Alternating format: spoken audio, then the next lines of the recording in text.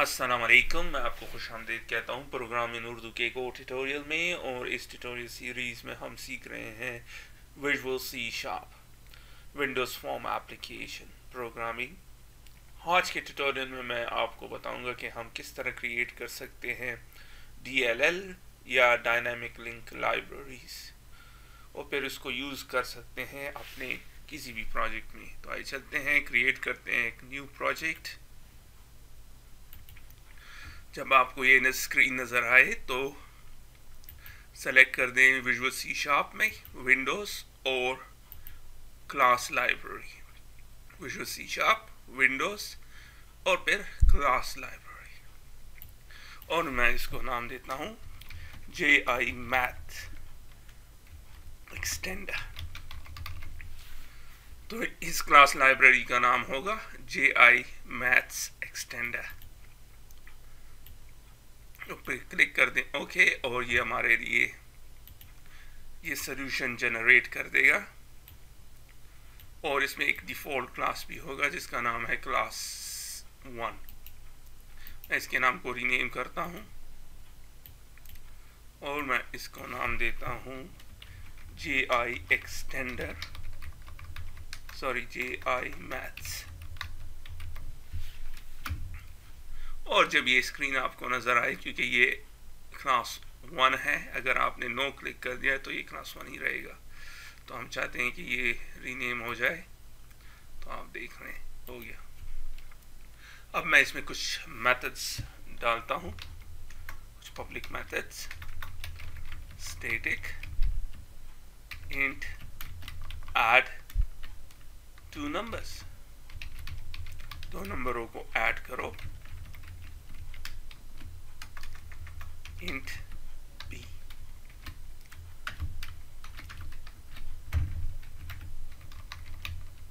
Simple method है। हम 2 numbers integers डालेंगे और रिजल्ट में हमें उसका एडिशन आएगा। सो ऐड 2 नंबर्स। इसी तरह एक और भी करते हैं, ऐड 3 नंबर्स। A और 3 है, इस टाइम हम 3 देंगे।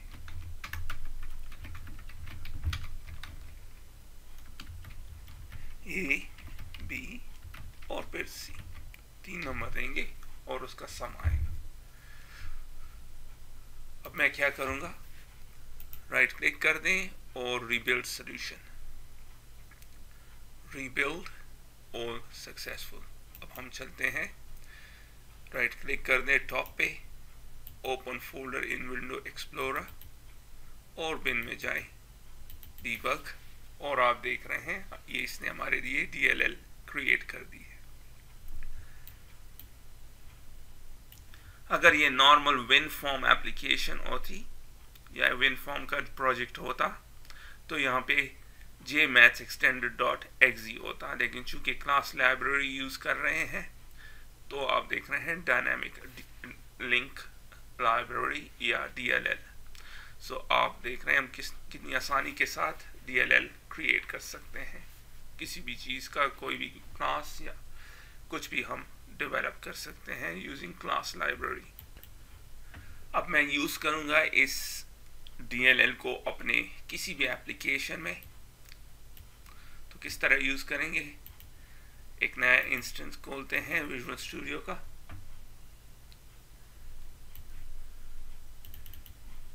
और मैं क्रिएट करता हूँ न्यू प्रोजेक्ट।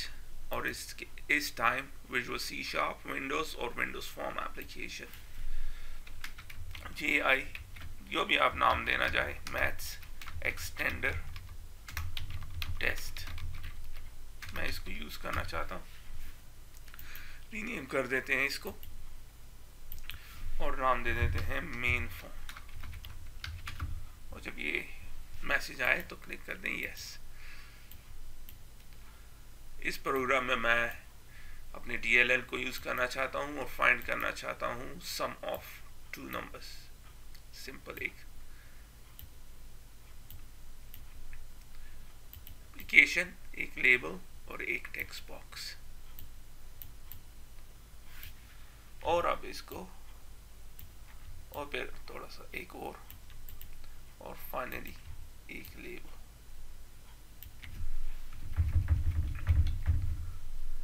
अब प्रॉपर्टीज को सेट करते हैं। सबसे पहले इसकी प्रॉपर्टी को सेट करते हैं। ये इक्वल है, ये फर्स्ट नेम या फर्स्ट नंबर, सेकंड नंबर, और ये है रिजल्ट। इसकी आईडीज को आप सेट करते हैं या नेम प्रॉपर्टी को सेट करते हैं।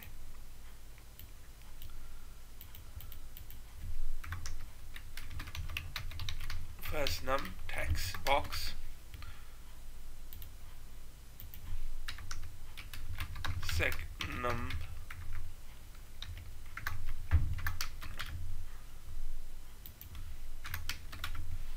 और फिर फाइनली रिजल्ट टेक्स्ट बॉक्स। फिर एक बटन कंट्रोल को ऐड करते हैं और मैं इसको ऐड नंबर्स, ये नेम है तो ऐड नंबर्स बटन, और इसकी टेक्स्ट प्रॉपर्टी को सेट करते हैं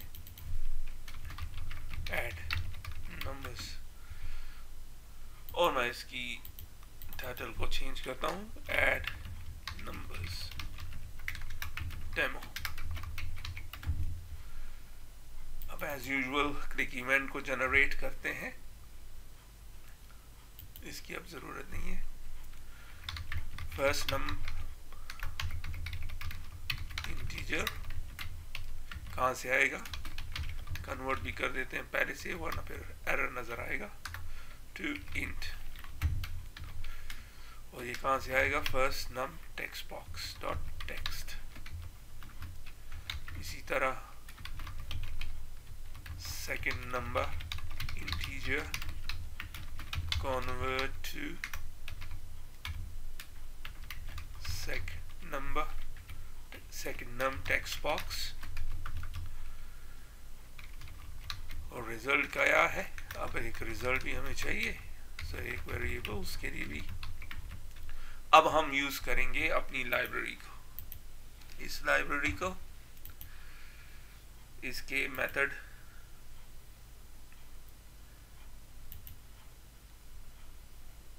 ऐड टू नंबर्स को तो किस तरह यूज करेंगे। फर्स्ट सबसे पहले आपने इसका रेफरेंस ऐड करना है अपने लाइब्रेरी का, तो राइट क्लिक कर दें, ऐड रेफरेंस, किधर प्रोजेक्ट में रेफरेंसेस, राइट क्लिक और ऐड रेफरेंस, ब्राउज, और फिर उस जगह जाएं जहां पे ये DLL है। तो ये जे में होगा, जे ये वाला है, और बिन डीबग। और अब हम जाते हैं, सबसे पहले आपने लिखना है नेम स्पेस, उसके बाद क्लास का नाम और फिर method. So JI math extender dot JI maths, और फिर finally add two numbers, first integer और सेकंड इंटीजर आपने ऐड किए, और finally result text box dot text equals to result. अब आप देख रहे हैं वो कह रहा है कि can not implicitly convert type into string, तो ये चूंकि इंटीजर है और ये टेक्स्ट है, टेक्स्ट मीन्स स्ट्रिंग, तो इसको टू स्ट्रिंग कर देते हैं, तो ये स्ट्रिंग में इसको कन्वर्ट कर दे। तो सिंपल एज दैट कि आपने कितनी आसानी के साथ यूज किया अपने DLL को इस एप्लीकेशन में। इसी तरह आप इसको किसी भी एप्लीकेशन में यूज कर सकते हैं। आप रन करते हैं, देखते हैं रिजल्ट देता है या नहीं। 3 6 4 and 882। तो आपने देखा हमने क्लास लाइब्रेरी प्रोजेक्ट को क्रिएट किया, उसमें एक क्लास क्रिएट की और फिर उसमें दो पब्लिक मेथड को ऐड किया। चूंकि स्टैटिक है तो हम अपने एप्लीकेशन में डायरेक्टली यूज कर सकते हैं इसको। अगर तो आप इसको स्टैटिक के बजाय पब्लिक इन कर दें तो फिर आपको यहाँ पे एक ऑब्जेक्ट बनाना पड़ेगा। लेकिन डिपेंडिंग जो भी आपका डिजाइन रिक्वायरमेंट है, एक चीज जो आपके ज़हन में होगी, हम यहाँ पे एज मेनी एज जितने भी क्लासेस ऐड करना चाहें ऐड कर सकते हैं। तो आपने देखा पहले मैंने एक DLL क्रिएट किया,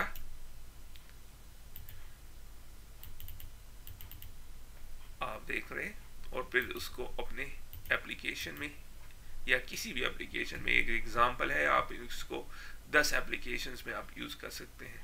जस्ट आपको उसका रेफरेंस ऐड करना पड़ेगा और फिर आपको उसको अपने प्रोग्राम में कॉल करना पड़ेगा। नेम स्पेस, फिर क्लास नेम और फिर मेथड, फिर आप पैरामीटर्स इंटर करें और आपको रिजल्ट मिल जाएगा।